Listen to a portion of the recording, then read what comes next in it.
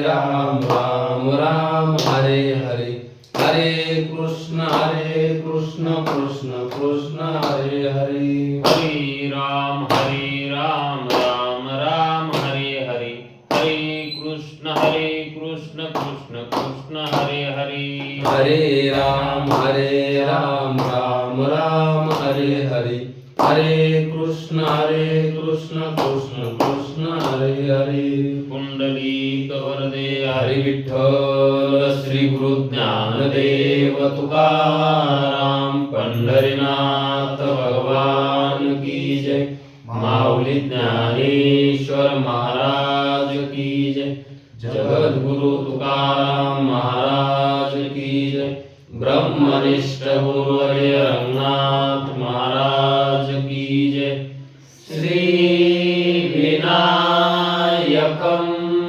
गुरुर्नौमि साखरे नाम विस्मृतं, येषां चरण सान्निध्यात् जीवा मुक्ता भवन्ति, साखरे वंशविख्यातं ज्ञानदानपरायणं, विनायकं गुरुर्वन्दे भवबन्धविमुक्तये, श्रीरङ्गनाथं गुरुराजवर्यं मुमुक्षूणां ज्ञानदानेकदक्षं, प्रभावती क्षेत्रनिवासिनं नमामि वेदान्तविदां वरिष्ठं, पुण्डलीकवरदे हरिविठ्ठल श्री गुरु ज्ञानदेव तुकाराम पंढरीनाथ भगवान की जय, माऊली ज्ञानेश्वर महाराज की जय, जो आनंद सत्य प्रकाश विभो आणि आधार नाम रूपास, बुद्धी न जाणे आणि जाणेही त्यास, तो अपार शुद्ध परमात्मा मीच असे, माझे अपार स्वरूप समुद्रावरती, जणू तरंग ब्रह्मा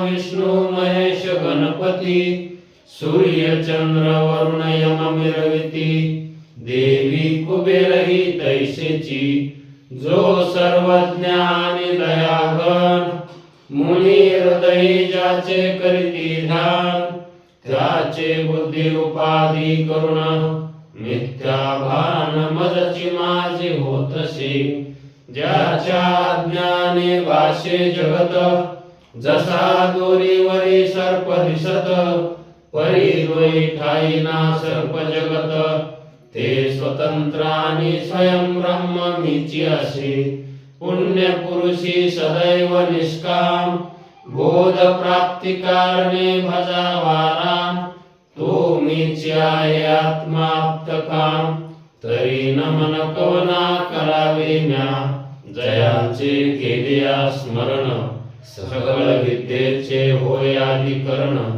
तेची बंधू श्री चरणा श्री गुरूंचे, ते नमस्कार होनी आता. विचार सागर तरंग पाचवा,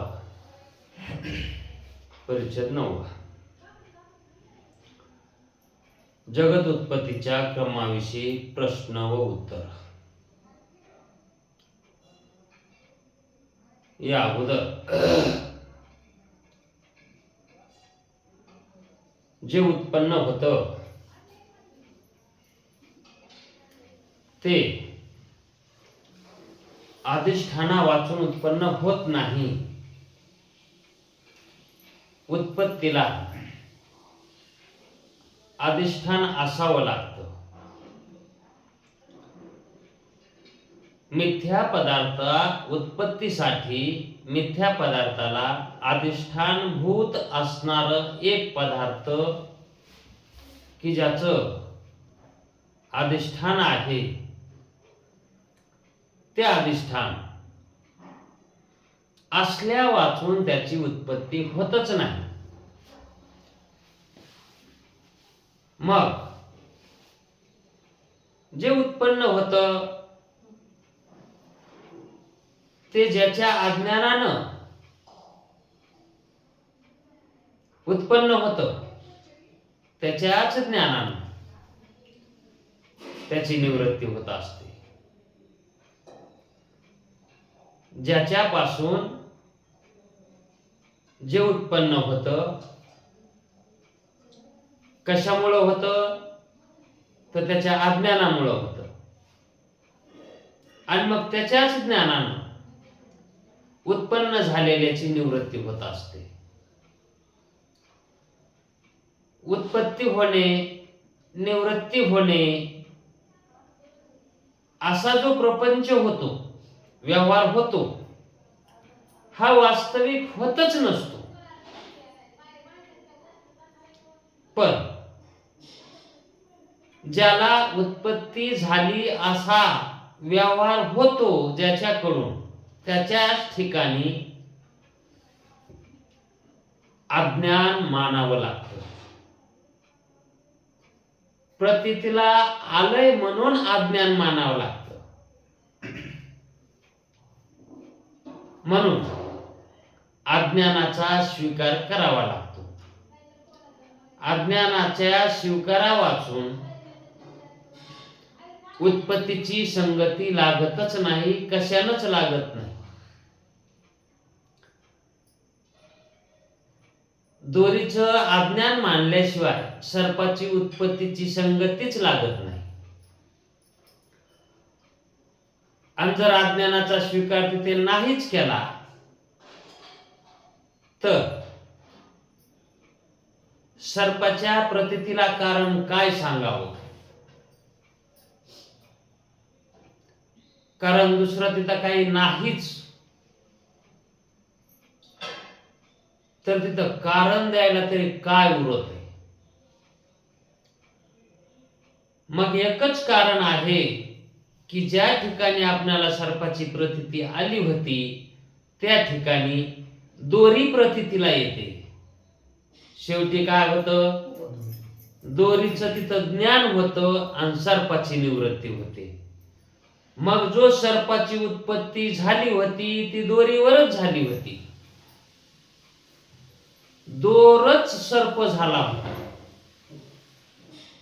तर दोर कधी सर्प होईल का? मग दोराच्या ठिकाणी सर्पाची उत्पत्ती जी मानली आहे ती अज्ञानात मानली. मग कशाच्या अज्ञानात? तर दोरीच्याच अज्ञानात. तशी जगताची उत्पत्ती जी मानली ती ब्रह्माच्या अज्ञानात. आणि ब्रह्माचं अज्ञान जर नाही मानलं तर कशामुळे जगताची उत्पत्ती झाली म्हणून काय सांगावं?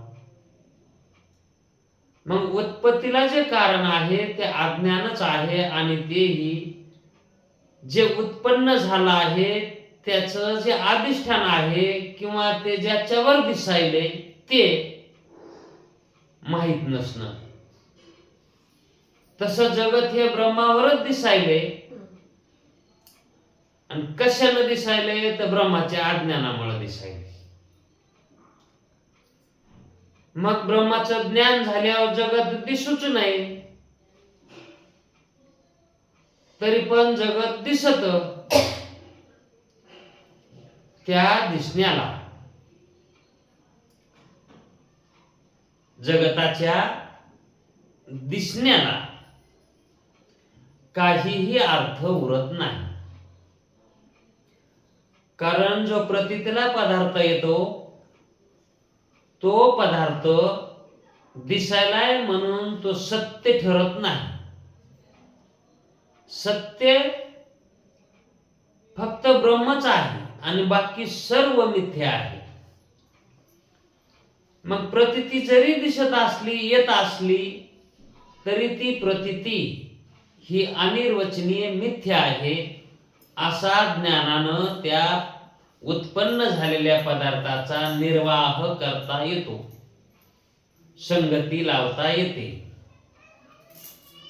म्हणून कधी असतं आणि कधी नसतं त्याला मिथ्या म्हणतात, आणि तसंच जगत हे कसं आहे, मिथ्य आहे आणि उत्पत्ती त्याची अज्ञानात आहे. अज्ञानात उत्पत्ती, पदार्थाची उत्पत्ती कशात आहे, अज्ञानात आहे. आणि त्या उत्पत्तीचं ज्ञान हे अंतःकरणोपहित अविद्याकडूनच आहे. कारण जेवढी म्हणून ज्ञान व्हायलेली आहेत ते सर्व वृत्तीचे आहेत. वृत्तीकडून त्या ज्ञानाचं प्रकाशन व्हायले. आणि वृत्ती जर त्या ठिकाणी नसली तर त्या ज्ञानाचं प्रकाशन होत नाही. म्हणून जेवढे जेवढे ज्ञान प्रकाशित व्हायलेत, जेवढे म्हणून ज्ञान आपणाला प्रतीतीला यायले,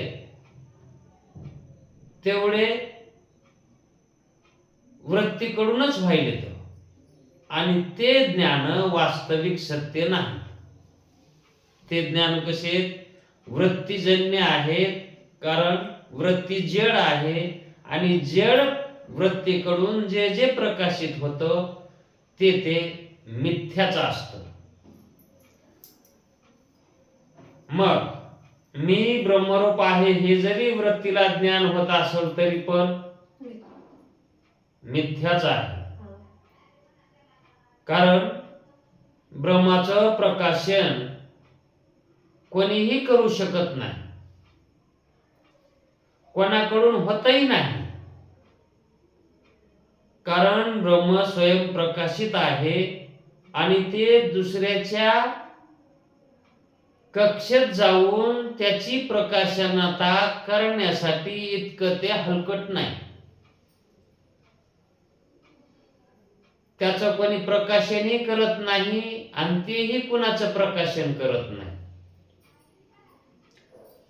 मग हे जे प्रकाशन व्हायलंय हे वृत्ती चैतन्याच्याच आधारावर प्रकाशन करायलेली आहे. म्हणून जेवढे म्हणून वृत्तीकडून ज्ञानाचं प्रकाशन होतं, पदार्थाचं प्रकाशन होतं, ते पदार्थही जड आहेत आणि त्याचं ज्ञानही कसं आहे, जडच आहे, मिथ्याच आहे. मग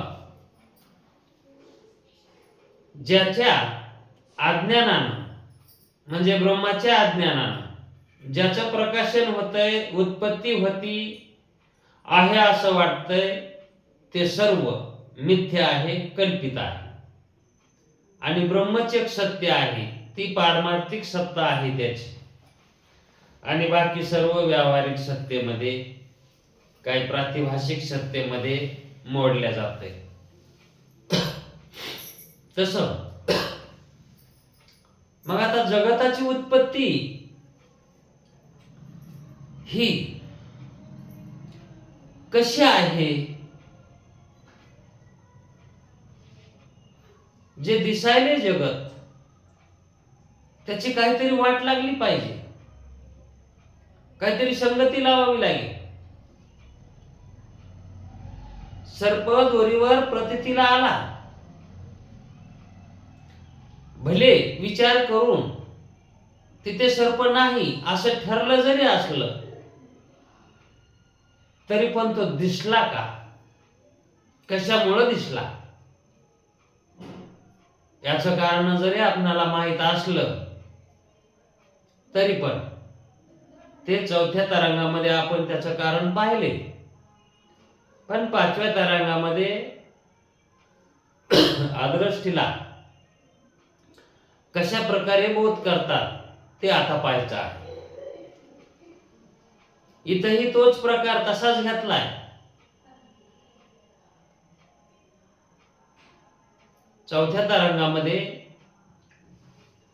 दोरीवर उत्पन्न झालेल्या सर्पाची प्रतीती कशी आली हे ख्यातिवर्णन झाल्याच्या नंतर सविस्तर सांगितलं होतं. तसंच या ठिकाणी आता जगत उत्पत्तीच्या क्रमाविषयी प्रश्न आणि उत्तर चालू केले आहे. जगताची क्रमवार झाली उत्पत्ती का, एकदम युगपत झाली आहे. मग त्या उत्पत्तीला कारण काय आहेत हे पण या ठिकाणी सांगणार आहेत. शिष्याला शंका उत्पन्न झाली, रज्जू सर्पाची प्रातिभाषिक सत्ता आणि ईश्वर सृष्ट पदार्थाची व्यावहारिक सत्ता. शंका का उत्पन्न झाली? रज्जू सर्पाची प्रातिभाषिक सत्ता आणि ईश्वर सृष्ट पदार्थांची व्यावहारिक सत्ता असा भेद का केला आहे म्हणला. कारण सद्गुरु म्हणले होते की आम्ही दोनच सत्ता मानतो, पण शिष्याच्या समजुती करता कनिष्ठ अधिकाऱ्यासाठी 3 सत्ता सांगतो. वास्तविक एकच सत्ता आहे, पण ज्याला जगत दिसायले त्याला 2 सत्ता पुन्हा सांगावे लागतात. म्हणून शिष्याला शंका झाली होती की प्रातिभाषिक एक सत्ता आणि व्यावहारिक सत्ता अशा 2 सत्ता ह्या एक असताना तुम्ही भेद का सांगता? कशामुळे त्या ठिकाणी 2 सांगतात? प्रातिभाषिक सत्ता आणि व्यावहारिक सत्ता असा भेद का केला आहे? वास्तविक पाहता एकच आहे, तर मग एकच सांगायची सत्ता, 2 का मग? पण ज्या काली व्यावहारिक सत्ता मिथ्या ठरवायची असते त्याच्यासाठी काहीतरी त्याच्या विरोधी असणारा पदार्थ असावा लागतो, शब्द असावा लागतो, सत्ता असावी लागते. कारण त्याच्यानुसार तो दृष्टांत करून तो पदार्थ मिथ्या ठरवायचा असतो. म्हणजेच प्रातिभाषिक पदार्थाची जी सत्ता आहे तीच सत्ता दृष्टांत करून, त्या सत्तेला दृष्टांत करून व्यावहारिक सत्ता ही तशीच आहे हे सांगायचं, हे सिद्ध करायचंय म्हणून 3 सत्ता मानलेल्या आहेत.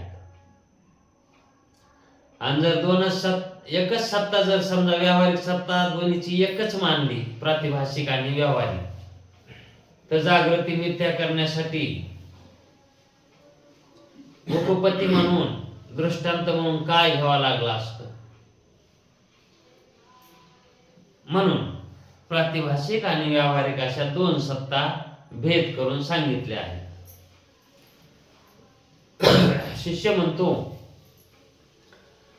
ब्रह्माच्या अज्ञानापासून जगत उत्पन्न होते. उत्पत्ती अज्ञानापासून. कशाच्या? ब्रह्माच्या. ब्रह्म कसं आहे? ज्ञान स्वरूपवान आहे. आणि त्या ज्ञान स्वरूपाची जी सत्ता आहे ती पारमार्थिक आहे, आणि त्या पारमार्थिक सत्याचं अज्ञान आहे, आणि त्या अज्ञानापासून जगताची उत्पत्ती आहे. अज्ञानात उत्पत्ती आहे. त्या जगताच्या उत्पत्तीचा क्रम ऐकावा अशी माझी इच्छा आहे. आता ज्या अज्ञानापासून जगताची उत्पत्ती सांगायले मानली आहे शिष्यानं, पण ती उत्पत्ती कशी झाली हे ऐकावं असं वाटायला. आता पदार्थ सत्य जर असला असता उत्पन्न होणारा, तर त्याची उत्पत्ती ही सांगण्यात मजाही आली असती आणि उल्हासही आला असता गुरुजीला. पण मुळात पदार्थच कसा आहे? मिथ्या. मिथ्या पदार्थ आहे, त्या मिथ्या पदार्थाच्या उत्पत्तीचा प्रकार सांगायचा आहे. आता सांगण्यात काय रस आहे त्याच्यात?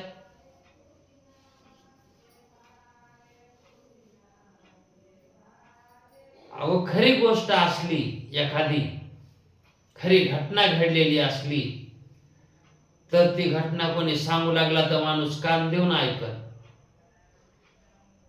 की कशानं काय झालं बाबा, कुठं काय झालं, कान देऊन ऐकत आहे. पण एखादा काहीतरी बरळल्यासारखा बरळायला, घटना घडली नाही, काय नाही, पण उगाच काही ना काहीतरी बोलायले तू उगाच, तर ते कान देऊन ऐकण्याची काय मजा आहे त्याच्यात? कारण तो विषयच कसा आहे, लबाड आहे. आणि लबाड विषय ऐकायचा म्हणलं त्याला काय कान देऊन ऐकायचे? तसं आता इथं जगताविषयी उत्पत्तीचा प्रकार ऐकावा वाटायला कुणाला? शिष्याला. आता त्याला वाटलं काही क्रम झाला असं, अगोदर आकाश निर्माण झाला असं, नंतर वायू निर्माण झाला असं, असं त्याला वाटलं असं, किंवा काही पाणी आधी निर्माण झालंय का पृथ्वी अगोदर निर्माण झाली, कोणतं तरी अगोदर निर्माण झाला असेल किंवा कोणापासून काहीतरी निर्माण झाला असेल, हे गुरुजीला विचारावं. म्हणजे जगत उत्पन्न कसं झालं आहे? पंचमहाभूतापासून उत्पन्न झालंय हे माहित आहे, पण पंचमहाभूताची उत्पत्ती कशी झाली, त्या पंचमहाभूतापासून जगताची उत्पत्ती कशी झाली, हे सगळं विचारणं ज्ञान होण्यासाठी असा विषय ग्रंथकार मांडित असतात. कारण आपणाला जगताविषयी ज्ञान व्हावं आणि जगताची उत्पत्ती खरोखर कशी आहे ही कळावी, म्हणजे उत्पत्तीचा प्रकार कसा हे कळावं, याच्यासाठी अशी शंका या ठिकाणी घेतलेली आहे. गुरुजी म्हणतात तुला उत्पत्तीच्या प्रकाराचं ज्ञान करून घ्यायचं आहे, हे खरंय, पण जगताच्या उत्पत्तीचा क्रम हा नाहीच.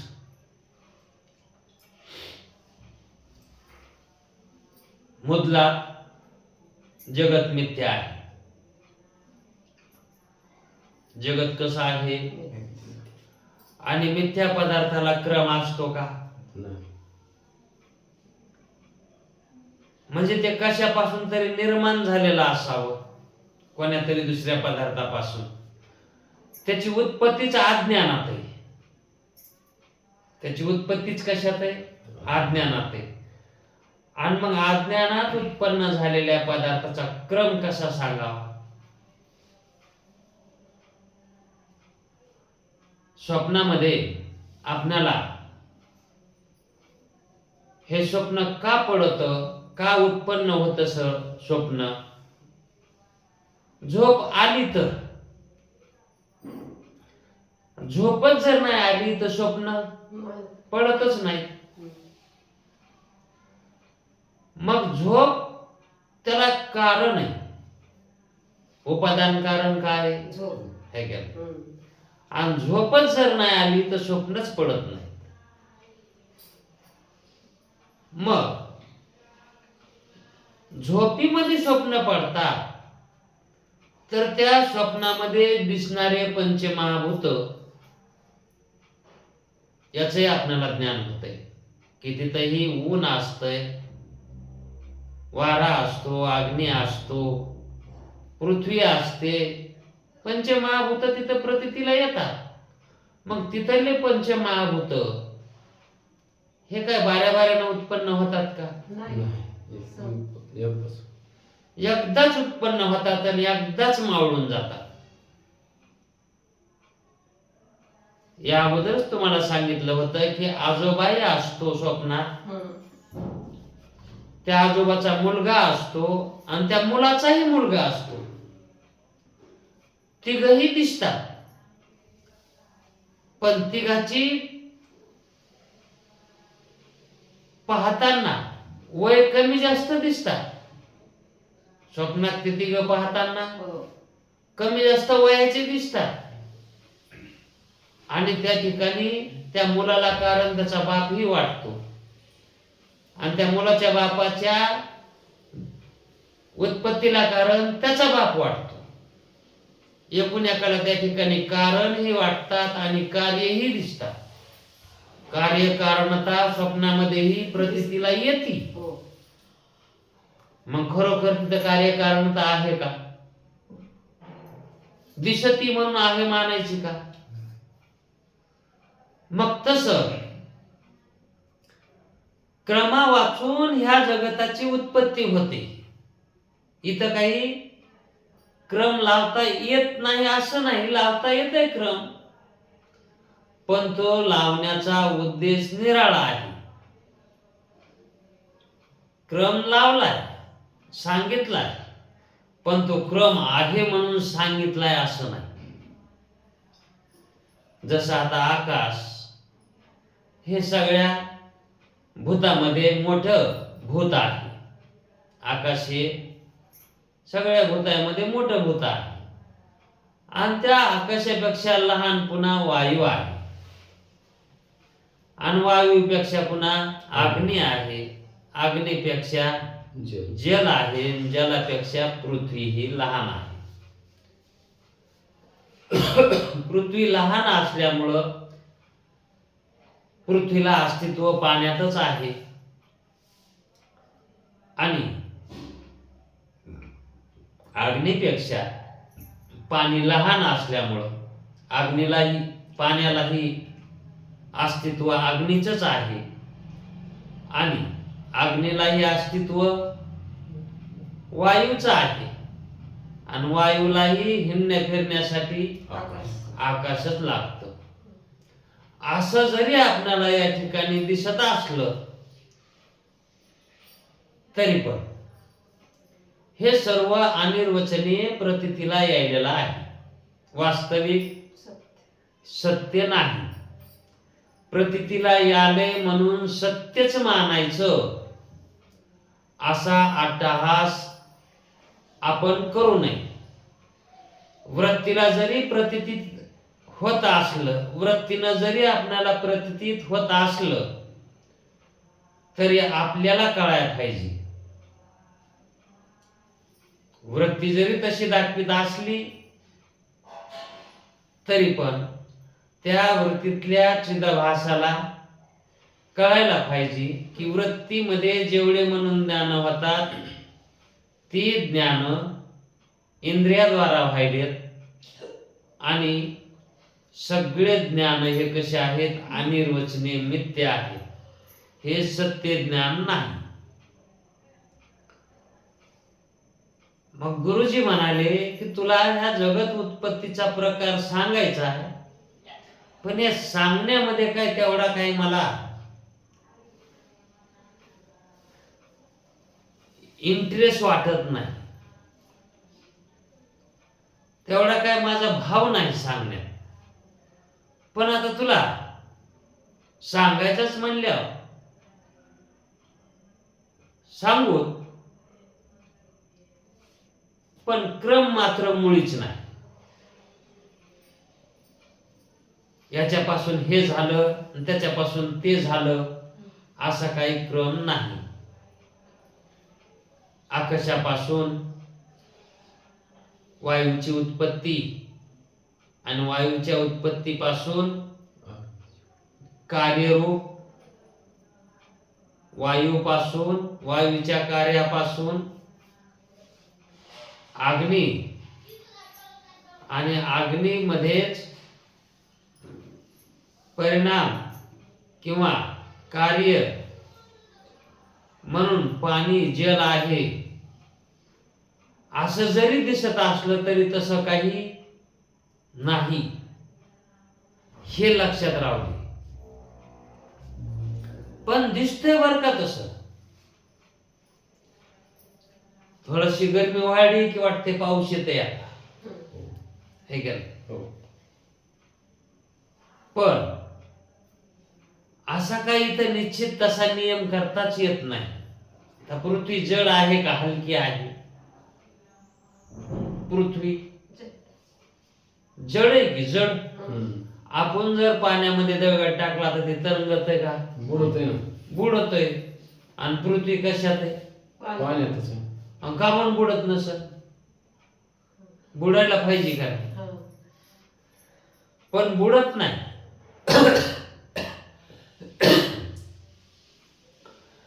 मग आता पृथ्वीच पाण्यामध्ये आहे म्हणजे पृथ्वीच्या सभोवताली पाणी आहे आणि पाण्यात पृथ्वी आहे. मग पाणी कशावर आहे? पाण्याला काहीतरी लागण का नाही बरं धरायला खालून? मग ते पाणी गळत नसेल का? आकाश तर पाण्यापेक्षा मोठं आहेच ना. मग बाकीच्या आकाशाच्या भागात कोण फाकत नसेल पाणी?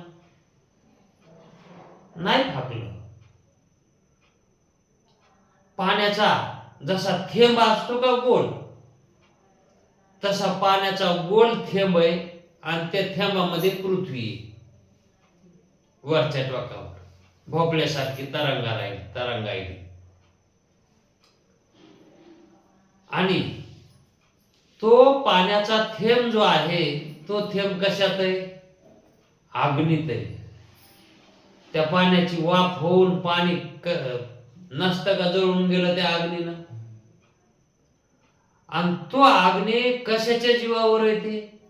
वायू. काय जळायले म्हणून तो अग्नी आहे तिथं? अग्नीला काहीतरी काष्ट लाकूड लागत आहे. मग हे अग्नी कुठून आला? म्हणजे त्या पाण्याच्या थेंबाच्या भोवताल सगळा अग्नी आणि अग्नीमध्ये पाणी आणि पाण्यामध्ये पृथ्वी.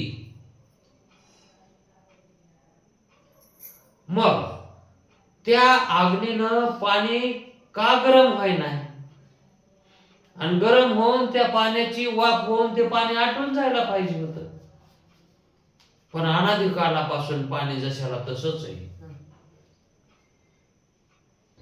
आणि मग तो त्या अग्नीला काही इंधन नसताना तो अग्नी कसा तयार झाला? तर वायूपासून अग्नी तयार झाला. आता वाऱ्यापासून अग्नी तयार होतो म्हणावा तर आपण ह्या वाऱ्यापासून चुलीला याला वारत असतेच ना. मग काय नुसतं त्या लवाराची तर भाता असतो ना, तसा भाता विकत आणायचा. लाकूड फाट्याची गरजच नाही. वाऱ्यापासून अग्नी तयार होतो म्हणलं. पण तो लव्हार वाऱ्याचाही उपयोग करतो, लाकडाचाही उपयोग करतो, कोळशाचाही उपयोग करतो. मग तिथं ते नियम लागू होत नाहीत. मग बरं वारं कशापासून निर्माण झालंय? आकाशापासून. आता आकाशामध्ये काय असं वारं निर्माण व्हायला? म्हणजे याच्यापासून वारं निर्माण झालंय. वाऱ्याची उत्पत्ती कशी सांगता येत असं? कशापासून वारा निर्माण होतो?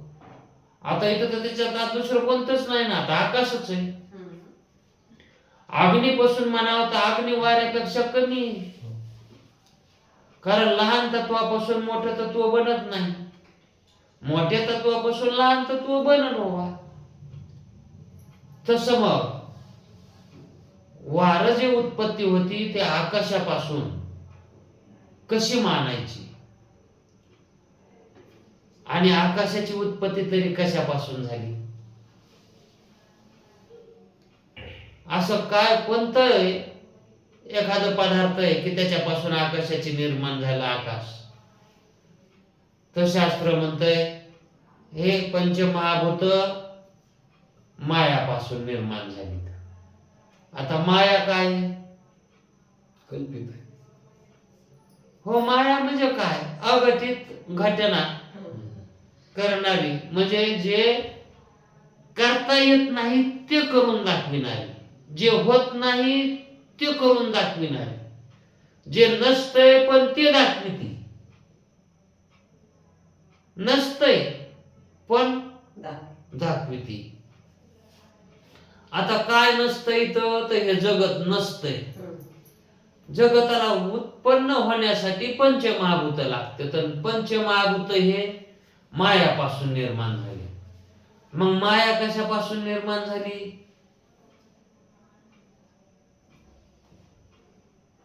तर मायाला निर्माण व्हायला काय लागते कुणाचा? अज्ञानच ब्रह्माचं. हा, कारण ती माया चैतन्याच्या आश्रित मानली. आता आश्रित चैतन्याच्या मानली. चैतन्य कसं आहे? प्रकाश रूप आहे, ज्ञान रूप आहे, आणि त्याच्या आश्रित म्हणजे जवळ, आश्रयावर राहते त्याच्या. आता अंधार प्रकाशाच्या आश्रयावर राहत असतो का कुठं? मग तसं माया हे कल्पित पदार्थ आहे, वास्तविक सत्य पदार्थ नाही. आणि राहिलाय कुठं? सत्य पदार्थाच्या ठिकाणी जवळ. तिथं कसं राहील ते? म्हणजेच हे सांगायचं म्हटल्यावर कोणतंही लॉजिक, कोणतंही ज्ञान पुरं पडत नाही. आणि मग जे सांगितलंय का ते केवळ समाधानापुरतं सांगितलंय, काहीतरी संगती लावावी म्हणून लावली. वास्तविक पाहता ही संगती सुद्धा याच्या करता खोटं दुसऱ्याला सांगता येत नाही, याच्यापेक्षा खरं दुसऱ्याला सांगता येत नाही. म्हणजे याच्यापेक्षा खरंही सांगता येत नाही आणि याच्यापेक्षा खोटं बी सांगता येत नाही. कोणाला? दुसऱ्या शास्त्राला. म्हणून या ठिकाणी जे सांगितलंय त्या सांगण्यानं खरं बी वाटतंय आणि खोटं बी वाटतंय, कारण त्याची उत्पत्तीच तशी आहे. जे उत्पत्ती आहे का पदार्थ जगत, ते खरा बी नाही आणि खोटा बी नाही. म्हणून त्याची उत्पत्तीबद्दल जे ज्ञान सांगितलंय ते खरं बी नाही आणि खोटं बी नाही. सांगितलं तर बराबर बी वाटत आहे आणि विचार करायला गेल्या असं कुठं होत असतंय का? म्हणजेच हे ज्ञान कसं आहे जगताबद्दलचं? अनिर्वचनीय मिथ्या आहे. हे ज्ञान सुद्धा कसं आहे? सत्य नाही. म्हणजे जसं आपलं स्वरूप सत्य आहे तसं या शरीराचं स्वरूप सत्य नाही. मग शरीराचं काय म्हणून ज्ञान सांगावं? कारण तिने कानामध्ये शरीर नाही आणि त्या शरीराबद्दल काय ज्ञान सांगावं, कसं सांगावं? स्वप्नामध्ये हा देह नाही. स्थूल देह स्वप्नात कुठे? आणि सूक्ष्म देहा वाचून, लिंग देहा वाचून हा देह नाही. स्थूल शरीर कशाच्या आधारावर आहे? सूक्ष्माच्यावर. सूक्ष्म जर नसेल तर स्थूल राहील का? अहो, सूक्ष्म जाते म्हणून तर पुन्हा याला जाळी देत. या स्थूलाला का म्हणून जाळी देत? त्याच्यात सूक्ष्म राहत नाही म्हणून. म्हणजेच याची जी आहे अस्तित्व या स्थूलाचं हे सूक्ष्मावर आहे. मग सूक्ष्म आहे म्हणून स्थूल आहे का स्थूल आहे म्हणून सूक्ष्म आहे? सूक्ष्म आहे म्हणून दोन्ही बी ते सूक्ष्माला बी स्थूल लागत ना. सूक्ष्माला स्थूलाची काय गरज आहे? सूक्ष्म आणि स्थूल याच्यामध्ये थोरलं कोण आणि धाकटं कोण? सूक्ष्म स्थूल. हा, लहान ते मोठे. कसं ज्ञान आहे हे? उलट आहे. मग याला ज्ञान म्हणतात का? पण तसं नाही का? आहे ना. म्हणून याला खरं म्हणा येत नाही आणि खोटं म्हणा येत नाही. हे कसं आहे म्हणून सांगाव, यालाच तर म्हणतात मग अनिर्वचनीय मिथ्या. कारण हे सत्य असत्याच्या निराळे वेगळे, त्याला मिथ्या म्हणतात. हे मिथ्या ज्ञान आहे. कारण हे स्थूलाचा जो काही सगळा बाजार आहे का, हे सूक्ष्म अवलंबून आहे. आणि सूक्ष्म याच जर त्याला भोग घ्यायचा असेल सूक्ष्माला, तर ते स्थूलाचा वापर करते. आणि हे दोन्हीही कारण असल्याशिवाय अस्तित्वातच येत नाही. याला कारण लागत आहे, स्थूलाला बी आणि सूक्ष्माला बी. हे बघा, सूक्ष्मामध्ये कारण आहे. सूक्ष्मात कारण आहे का नाही? सूक्ष्मामध्ये कारण आहे. कारण असल्याशिवाय सूक्ष्म असूच शकत नाही. स्वप्नामध्ये कारण देह आहे. स्वप्नात कारण देह असल्याशिवायचे सूक्ष्म देह, सूक्ष्म देहाचे तिथं अस्तित्व जे आहे स्वप्नामध्ये, ते कशाच्या आधारावर आहे? कारणाचे आहे का स्थूलाच्या? नाही. कारण तिथं स्थूल आहे का? नाही. कारणच आहे. आणि मग ते सूक्ष्म कशात आहे? कारण कारणात आहे. सूक्ष्म जे आहे ते कारणात आहे. म्हणून सूक्ष्मामध्ये कारण आहे, पण कारणामध्ये सूक्ष्म कुठे आहे? कारणात नाही. कारणात सूक्ष्म नाही आणि स्थूलात बी सूक्ष्म नाही. स्थूलामध्ये सूक्ष्म आहे का? नाही. सूक्ष्म स्थूल. सूक्ष्मामध्ये स्थूल आहे, पण प्रतीतीला येत आहे का? सूक्ष्मामध्ये स्थूल आहे म्हणून प्रतीतीला येत नाही. मग प्रतीतीला कुठे येत आहे? स्थूलात येत आहे. सूक्ष्म प्रतीतीला, सूक्ष्म जे प्रतीतीला येत आहे का, ते स्थूलात येत आहे. म्हणजे आता आपण स्थूल देहात आहे, मग आता आपल्याला सूक्ष्म प्रतीतीला आहे का नाही? सूक्ष्माचा अनुभव आहे. आता सूक्ष्म असल्याशिवायच आहे का? आता जो सगळा व्यवहार व्हायला तो कशात व्हायला? सूक्ष्म आहे का नाही? म्हणजे स्थूलाचा जो व्यवहार व्हायला ते सगळा सूक्ष्मातच व्हायला. मग आता सूक्ष्माची आपल्याला नजर आहे. स्थूलामध्ये सूक्ष्माची नजर आहे आणि सूक्ष्मामध्ये कारणाची नजर आहे. मग आता दोन्ही सूक्ष्माच्या आधारावरच आहेत का नाही? दोन्ही पण कारण स्थूल. कारण जो कारण आहे ते कशानं कळायला?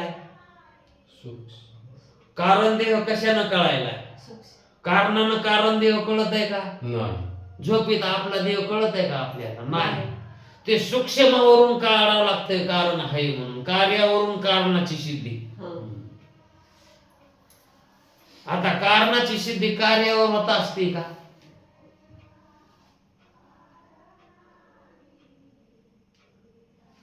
कार्याची सिद्धी कारणामध्ये आहे का नाही? कार्याची सिद्धी कारण. आता हे सोयीस्कर आहे का नाही? पण कारण देहाची सिद्धी कशावर आहे? सूक्ष्म देहावर आहे. सूक्ष्मात गेलो तर कारण सिद्ध व्हालंय, नाही तर कारणच नाही. स्वप्न पडलं तर म्हणा येते झोप लागली होती, नाही तर झोपच आपली सिद्ध होत नाही. झोप लागली होती कशी सिद्ध करा? स्वप्नच नसतं पडलं. कारण झोप लागल्याशिवाय स्वप्न हे पडतच नाही. आज आणि स्वप्नात नाही पडले तर झोप कशी सिद्ध होईल? मग कारणाची सिद्धी कार्यावर आहे. कारणाची सिद्धी, मग हे ज्ञान खरं आहे का? नाही. मग पृथ्वीपासून पाण्याची उत्पत्ती व्हायला पाहिजे. पृथ्वीपासून पाण्याची उत्पत्ती व्हावी, पाण्यापासून अग्नीची उत्पत्ती व्हावी, आणि अग्नीपासून वाऱ्याची उत्पत्ती व्हावी, आणि वाऱ्यापासून आकाशाची उत्पत्ती व्हावी, आणि आकाशापासून मायेची उत्पत्ती व्हावी, आणि मायापासून ब्रह्माची उत्पत्ती व्हावी. फटकायले का नाही सगळं गणित? कार्यापासून कारणाची सिद्धी मानल्यावर, आणि मग कारणापासून असेल मग कार्याची सिद्धी, असं जर बघायला गेलं तर मग ब्रह्मापासून माया मानावी लागेल. आणि तसं म्हणलं की अगोदर तिथंच खटकत की ब्रह्मापासून काहीच उत्पन्न होत नाही, ते कार्य कारणामध्ये पडतच नाही. त्याच्यापासून कोणतं कार्य होतच नाही. कार्य घडण्यासाठी काहीतरी सामग्री लागते, आणि तिथं कोणती? असं काहीच नाही. तो असंग आहे, अद्वितीय आहे. त्याच्यापासून कसं काय निर्माण होईल? तरी पण म्हणले नाही. मग आता कोणापासून माना? दुसरं कोणी नाहीच तर त्याच्यापासूनच मग ब्रह्मापासून माया मानायची, मायापासून पंचमहाभूत मानायची, आणि या पंचमहाभूतापासून जगत मानायचं. आता हे मानायचं म्हणजे उगाच मानायचंय का खरं मानायचंय? उगाच मानायचं. आणि मग तसंच आहे ना. मग हे इथं खरं काहीच नाही. दिसायलंय ना हे. मग हे कसं दिसायलंय याची संगती लावून टाकली, कशी तरी आपली लावून टाकली, पण याला कोणी खोटं मानित नाही. पण शास्त्र म्हणते आम्ही सांगतो ते खरं नाही. हे कसं आहे? मिथ्या आहे. आम्ही सांगायलो ते खोटं बी नाही आणि खरं बी नाही. मग कसं सांगायलो? मिथ्या सांगायलो. मग या ठिकाणी जी आता याची जगताची संगती लावायची, ती कशी लावावी? मग खरी लावता येत नाही आणि खोटी लावता येत नाही. मग अनिर्वचनीय मिथ्या म्हणून अशी संगती लावता येते. म्हणून गुरुजी म्हणले की बाबा, तुला जर ब्रह्माच्या अज्ञानापासून जगत उत्पन्न होते, त्या जगताच्या उत्पत्तीचा क्रम ऐकावा अशी जी इच्छा झाली का, ते अगोदर तू हे विचारायला हेच मला पटाना. कारण असं विचारणं म्हणजे कसं आहे? मृगजळामध्ये जायचं, आंघोळ करायची, आणि ओले कपडे झालेले पिळायचे. मृगजळामध्ये धोतर बुडवून पाणी पिळल्यासारखं. हे सांगणं म्हणजे कसं आहे? मृगजळामध्ये धोतर ओलं होतंय का? आणि ते पिळायचं, त्याचा मुटका करायचा, आणि खांद्यावर टाकून घरी याचं आणि वाळू घालायचं.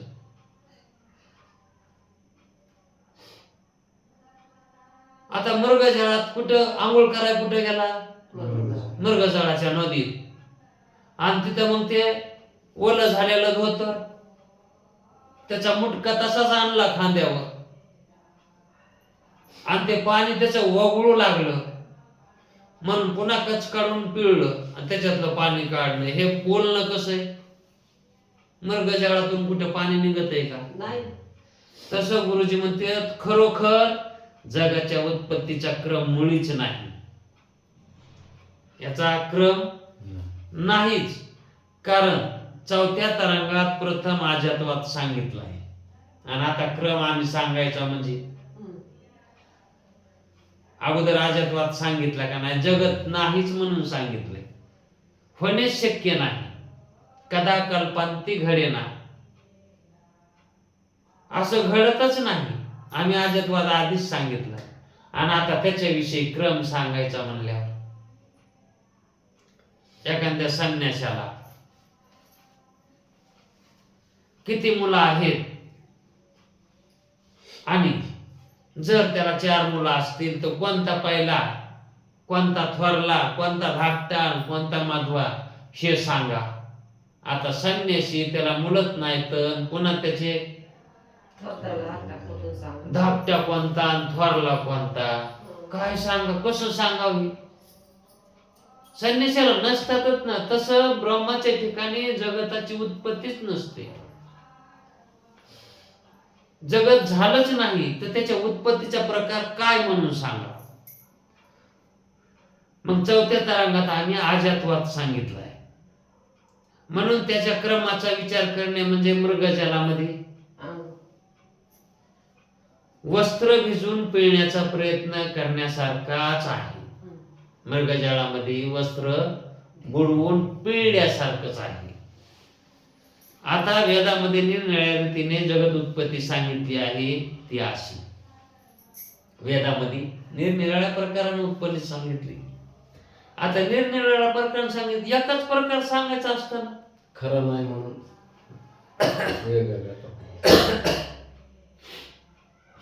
वेगवेगळ्या वेगवेगळं का म्हणून सांगितलं मग? तो कारण वेदाला जे सांगायचंय ते खऱ्यासाठी काही सांगायचंच नाही. ह्या खोट्यासाठी काही सांगायचंच नाही. सांगायचे ते खऱ्यासाठी सांगायचे आणि खरं सांगायचे. आणि खोट्यासाठी खरं काय सांगायचे? नाही. मग खोट्या सगळं खोटं जरी सांगितलं तरी काय काय होतंय? खोट्या वस्तूचं खोटं जरी वर्णन केलं, लबाडाला लबाड म्हणलं तर काय बिघडलं का?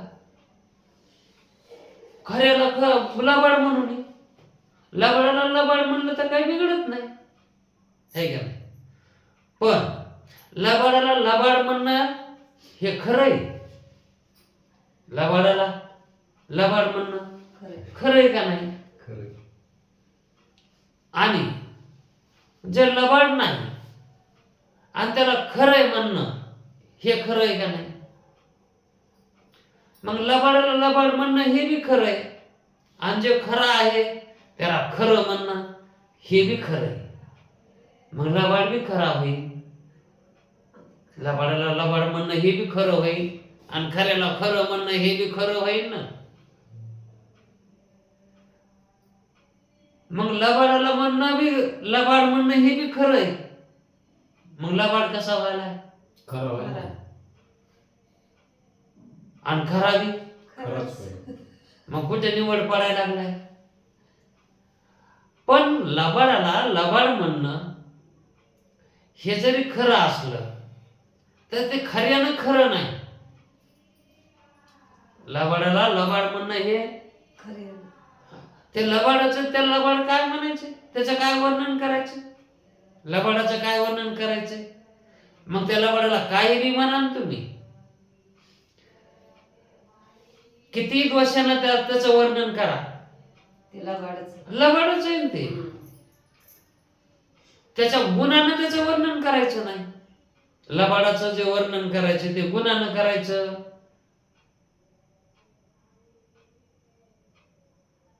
गुणानं जर केलं त्याचं लबाडाचं वर्णन, गुणानं म्हणजे सद्गुणानं जर केलं खरं. तर त्या ठिकाणी दोष लागेल. त्याचं वर्णन करायचं म्हणल्यावर है का नाही? म्हणजे असत्य कथन ठरण ना. मग लबाडाचं वर्णन हे लबाडच करावं लागेल ना. सत्य कसं? आता जर समजा लबाड ठरवायचं असलं एखादं तर ते त्याचं वर्णन लबाडानं करावं लागेल. लबाड म्हणलं तर लबाडाचं ज्ञान होईल ना.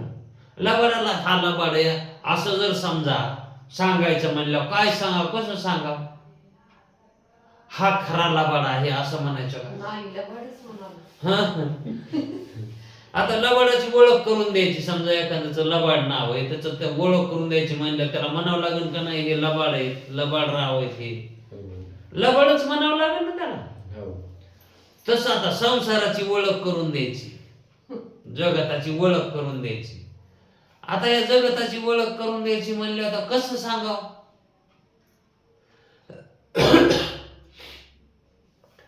किती बी खरं सांगितलं तर ते लबाडच आहे ना. आणि खरं कसं सांगा? नाही.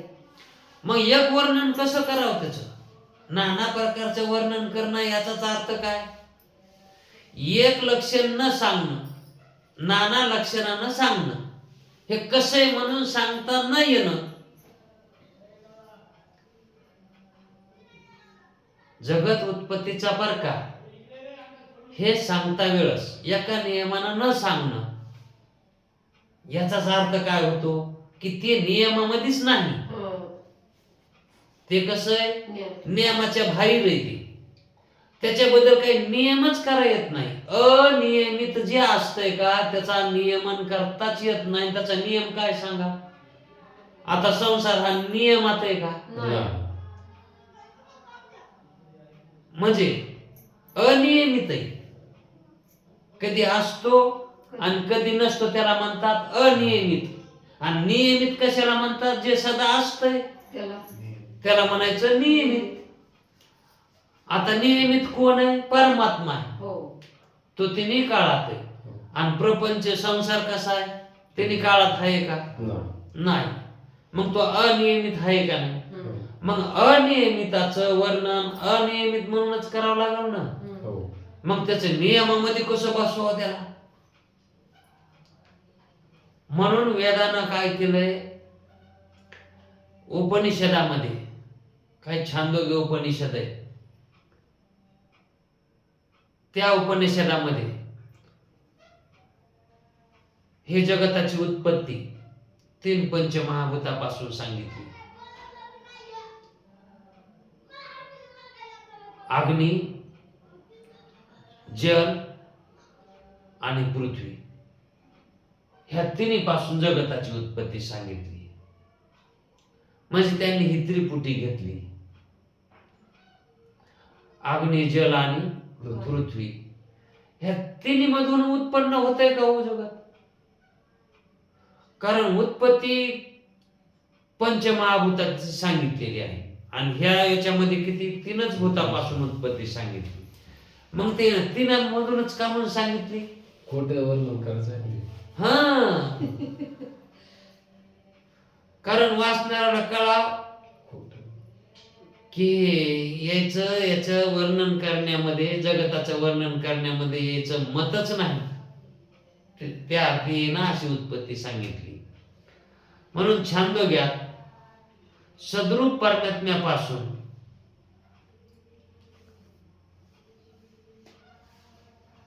अग्नी, जल आणि पृथ्वी असा 3च भूतांचा क्रम सांगून त्याच्यापासून सर्व जग झालं म्हणून सांगितले. आता सद्रूप परमात्म्यापासून परमात्मा कसा सांगितला? सद्रूप म्हणजे सत्स्वरूप. आता जे सत्स्वरूप असतंय का त्याच्यापासून काय उत्पन्न होत नसतंय. सत्यापासून उत्पन्न काहीच होत नाही आणि असत्यापासून बी काही उत्पन्न होत नसतंय. जे खरंच नाही त्याच्यापासून काय उत्पन्न होणार आहे? खरं नाही याचा अर्थ खोटं. आणि खोट्यापासून काय उत्पन्न होणार आहे? खऱ्यापासून बी काय उत्पन्न होत नाही आणि खोट्यापासून बी काय उत्पन्न होत नाही. खऱ्यापासून जर उत्पन्न होतंय जर म्हणावं ना, तर मग ते खरं कसं राहील? खऱ्यापासून जर काय होत ते कार्यभावाला जर येत असेल तर त्याचा खरेपणा कसा राहील? अहो, एखादा म्हणला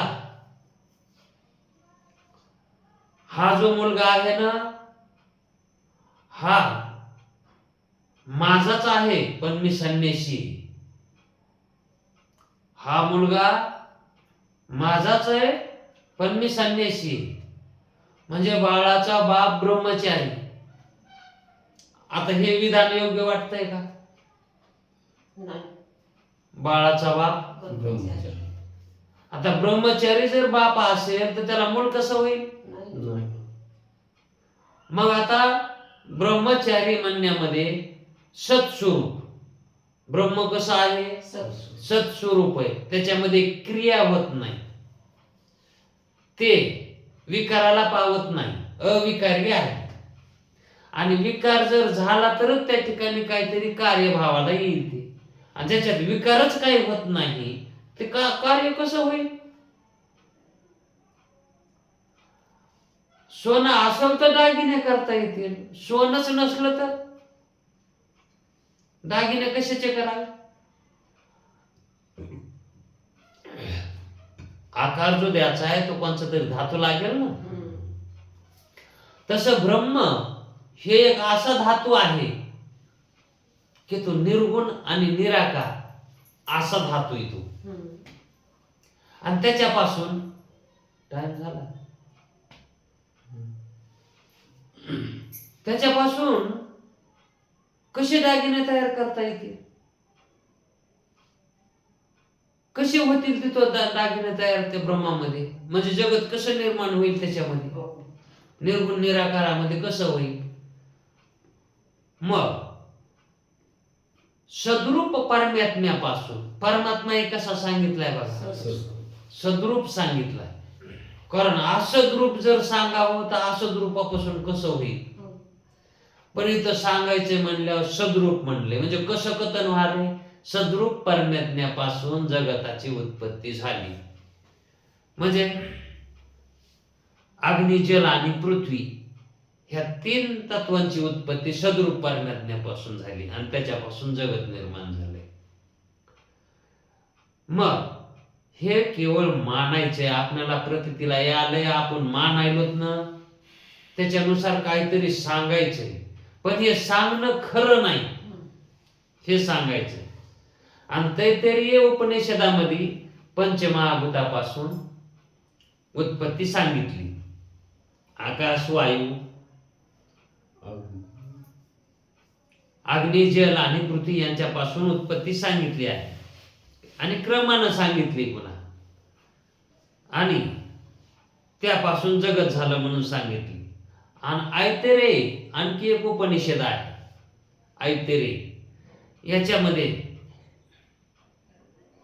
कोणापासून असं नाव कोणाचंच घेतलं नाही, याच्यापासून झाली म्हणून युगपत सांगितली तिथं. जसं स्वप्नामध्ये युगपत उत्पत्ती होती ना पंचमहाभूताची, जगताची. स्वप्न आपल्याला युगपतच दिसतंय तिथं, तसंच हे युगपत झालंय म्हणून सांगितलं. आता कोणाचं खरं मानायचं? तिन्ही उपनिषदामध्ये 3 प्रकारचं सांगितलंय. आता खरं कोणाचं मानायचं? खरं म्हणून काय मानायचंय आता इथं? आता अगोदर ते काय म्हणले, मृगजाळामध्ये धोतर भिजविल्यासारखं आहे. हे सांगणं म्हणजे कसं आहे? मग आता त्याच सांगायचंय कसं? ते सांगाव का नाही? आणि सांगितलं ते का खरं ठरणार आहे का?